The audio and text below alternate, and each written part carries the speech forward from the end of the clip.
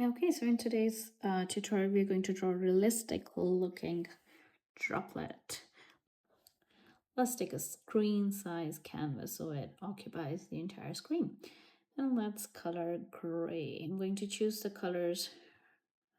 Actually, these colors are good enough. We're going to choose this third color, drag and drop. And then in order to create a new layer, click on this plus sign. Then we're going to choose all white. So double tap on the top left, go to the brushes section, calligraphy, monoline, my favorite brush, and then we're going to draw an ellipse. It's too big. Let's reduce the size to 31%. Any random shape droplets, hold it in to have the shape. And then as you saw at the top corner, it said ellipse, and that is pretty much it to create the ellipse. And then you click on the color again, drag and drop it. Now you see there are these lines at the corner. We need to make sure those are not there. So we're gonna undo this, tap with 2 fingers, and I'm going to zoom so that we can double check. So we're gonna fill it in and then hold your pencil to the right. So this basically fills the space in. And I guess this is good. So the line is no longer there. Now we are going to click Alpha Lock. So click on this, click on Alpha Lock. Now go back to the brushes, go to airbrushing, choose soft airbrush. We're going to try to get rid of the top area of this. So we are going to go to the color, tap on this to choose the background color. Let's zoom in a bit.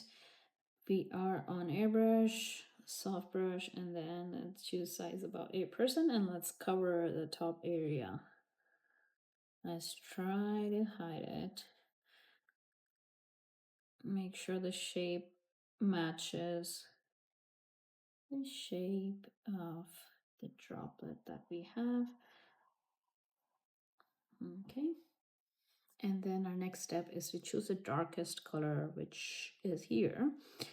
And then going back to the same layer, layer 2. And now we're just going to work on the top part of our droplets. So gently making sure that the top area is visible again. Just subtle, not too much. I think this is good. And I want to increase some parts of our bottom one. Let's add a little bit more to create a gradient effect. Okay. And now we're going to try to create a shadow for this. So scroll to the left, click on duplicate. This creates another new layer. Keep it unlocked, keep it on alpha lock, then go to the colors panel. Tap to select black, click on this layer once, select fill layer. So now there's a layer behind this, which is black. Now we're going to move this layer. Click it once, remove alpha lock, click on the arrow over here. Let's zoom out a bit. See, zoom me out and then move the shadow as you like. Just want to move it just tiny bit, not too much. If it's not what you want, you can just use your finger to move it around, and then you can even rotate it. I think this looks good. And then you can kind of change the shape of the droplet if you want to. You can distort it. Let's see. Like this, but it doesn't look that well. Let's rotate it a bit, move it around. You can use freeform to make any changes. This looks good actually. Or you can just warp it to move just tiny bit. If you want to stand it all the way back, you can do that too. Actually, this looks good. Let's keep it like this. So basically, you can use anything from here: freeform, uniform, distort, warp, which we have used technically everything. So make any changes as you like. And then we're going to use Gaussian blur. So we're on layer 2. Go to the magic wand, click on Gaussian blur, and then move your pencil to the right. And choose, let's see, I think this looks good. So I'll use Gaussian blur at 10% to create a shadow effect for this bubble thingy that we have just created. And then again, you can make any changes if you want to increase or decrease the shadow. I'm just going to decrease a little bit on the sides. So let's click here. And then we are on warp. Actually, I'll just use warp. So this creates a nice effect that the shadow is only at the bottom. If you want to increase the shadow, just tap like this. I think this is good. Okay. And then, so click on eraser tool, airbrush, soft brush. So it's the right one that we need. Layer 2, we're going to get rid of some of the black part. Going over here, it just brightens up, brighten this part up, and gives it a little bit of shine. See? So that's creating different layers here. And now our final thing is to add teeny tiny droplets, which makes it feel alive. Let's reduce the size a bit so that we can see it properly. Or actually, let's leave it like this. We're going to add another layer at the top, change the color to white, and then go to brushes, calligraphy, and then monoline. You can create droplets as you like. Let's make it a bit little circle like this.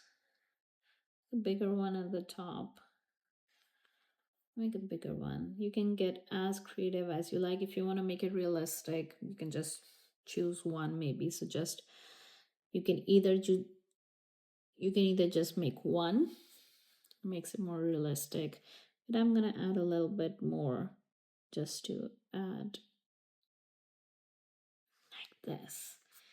So that pretty much looks good. What you can do next is you can create duplicates, but before you do duplicates, make sure you group it all. So you so these are the two layers we need. Swipe to the right, click on group. So now it is grouped together. Swipe to the left, duplicate. Now it's duplicated. Click on this arrow. Now make sure it's not on warp. Make sure it is on uniform if you want the entire images to be uniformly resized. So you drag like this, and then you can move it around. This looks good. Change the direction if you like. Actually, this is nice because the shadow is this way. And then let's reduce the original size as well. How about this? Now let's duplicate more. I'm gonna duplicate the smaller one. Make even a smaller copy, rotate a little bit. This looks really nice now. Let's create another one. Make it even smaller, rotate it. So like 3 droplets over here and then one over there. I don't like the size of the original one. It's too big for me. So let's reduce. This looks good. Now these are looking like really realistic droplets. Let's duplicate, click on the arrow, rotate, and then let's put it here, make it smaller, and then rotate. There you go. Let's make more. Swipe left, click on duplicate, arrow. So if you want to rotate it, use this green thingy to rotate. Oops. Go here. Zoom it a little bit. Make it smaller, smaller. There you go. So I've got 3 droplets here and this. Let's create some smaller ones. Really like it. So duplicate. You can keep it the same size even. So 1. Can duplicate. And then let's maybe do it like this. Make it smaller. Ooh, I really like this one now. This group really makes it come alive. And let's duplicate the smaller one again. So you see, after making one droplet, it's just about copying and creating variation about where you want the drops to be. So it's really simple to create. And after you create one, it's just about having fun and rearranging the droplets as you like. Let's make one more here. I'm gonna put it at the top. Do we need more? Let's create the original. So original is always at the bottom. Scroll left, click duplicate. This is duplicated. Click on the arrow. Let's make it a medium size. And then I still feel it's really big. This looks okay. Let's rotate like this. I think it basically covers the entire process. You can do like a million modification to this. Let's create, this one is the smallest one, duplicate. I'm just gonna try to create even a smaller version of this. Yes, there you go. Let's copy, rearrange, duplicate.